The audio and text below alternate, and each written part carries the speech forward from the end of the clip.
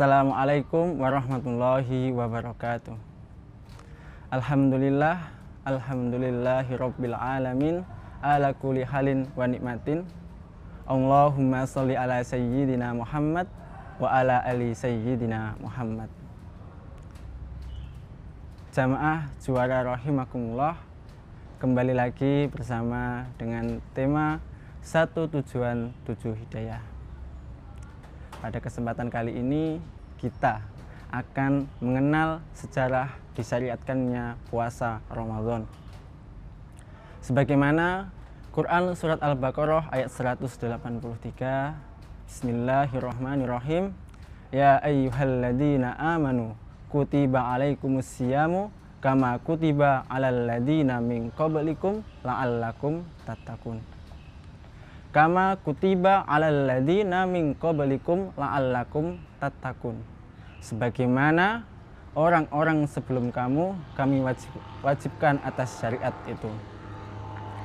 Menurut pakar tafsir Muhammad Quraisy Shihab mengatakan bahwasannya semua agama samawi memiliki pokok ajaran yang sama, yaitu akidah, syariat, dan akhlak. Kesemuanya itu sama.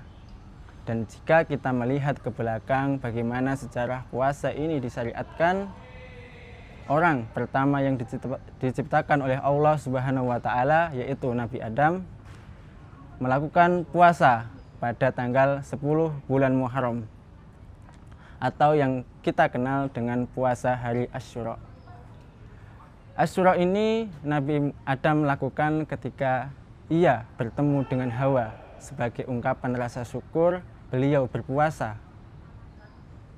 Riwayat lain mengatakan bahwasannya Nabi Adam juga melakukan puasa di tanggal 13, 14, 15 setiap bulannya, atau yang kita kenal saat ini dengan istilah puasa Ayyamul Bid atau puasa hari putih.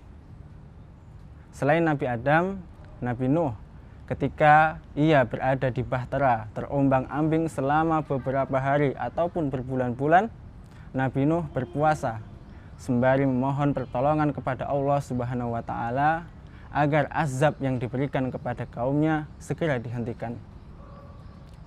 Ketika tanggal 10 bulan Muharram, bahtera itu sampai, azabnya pun berhenti, dan Nabi Nuh mengungkapkan rasa syukurnya dengan berpuasa. Selain itu, kita juga mengenal Nabi Ibrahim yang dikenal sebagai bapaknya para nabi. Ketika Raja Namrud memerintahkan semua penduduknya untuk mengumpulkan kayu bakar, Nabi Ibrahim mulai berpuasa. Dan ketika Nabi Ibrahim dilemparkan ke dalam api, kun fayakun, api itu tidak dapat membakar Nabi Ibrahim. Dan ketika dilempar dalam api tersebut, Nabi Ibrahim dalam keadaan berpuasa.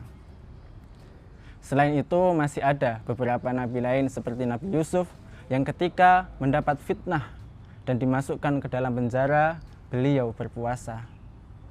Sementara Nabi Daud berpuasa secara terorganisir.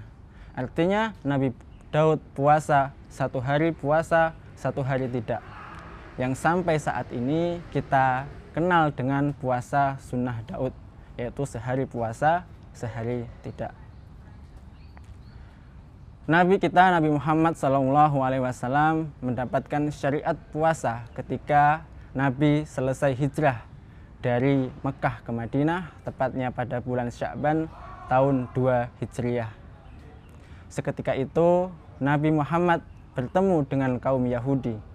Lantas bertanya, "Wahai Yahudi, apa yang kalian lakukan?" "Kami setiap tanggal 10 bulan Muharram kami selalu berpuasa." Karena sejarahnya pada zaman dulu Nabi Musa diselamatkan dari rombongan Fir'aun pada tanggal 10 bulan Muharram. Jadi kami mengungkapkan rasa syukur kami atas keselamatan Nabi kami dengan berpuasa di 10 tanggal Muharram. Seketika itu Nabi Muhammad SAW juga memerintahkan kepada kaum muslimin untuk berpuasa di tanggal 10 bulan Muharram. Dan umat muslim mengikuti perintah tersebut. Sampai pada suatu ketika turunlah ayat yang memerintahkan untuk berpuasa khususnya umat muslim. Pada awal disyariatkannya puasa ini, umat muslim hanya boleh makan dan minum serta menggauli istrinya sampai sholat isya. Setelah sholat isya, tidur dan tidak boleh makan dan menggauli istrinya lagi. Tentu hal ini terasa berat bagi para sahabat. Bahkan ketika itu Umar bin Khattab mengaku bahwasanya telah menggauli istrinya setelah selesai sholat isya. Lalu turunlah Quran surat Al-Baqarah ayat 187 yang menjadi angin segar bagi umat Islam pada zaman dulu. Uhilla lakum lailatas siyami rafasu ila nisaikum.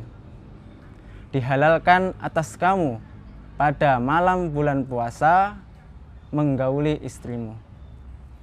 Tentunya dengan ayat ini membawa angin segar bagi umat Islam pada zaman itu, karena mereka hanya menahan lapar dari terbitnya fajar shodiq sampai terbenamnya matahari. Dan syariat puasa inilah yang saat ini kita amalkan, di mana kita harus menahan lapar, haus dan syahwat kita mulai dari terbitnya fajar sampai dengan terbenamnya matahari.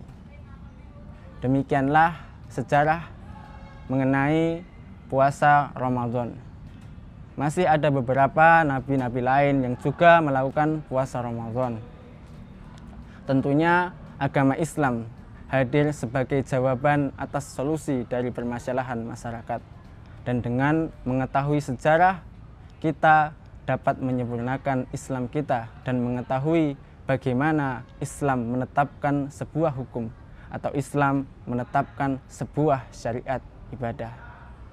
Semoga kita selalu mendapatkan rahmat Allah Subhanahu wa taala dan menjadi orang-orang yang mendapatkan berkah dan kemuliaan bulan Ramadan tahun ini. Akhir kata, wassalamualaikum warahmatullahi wabarakatuh.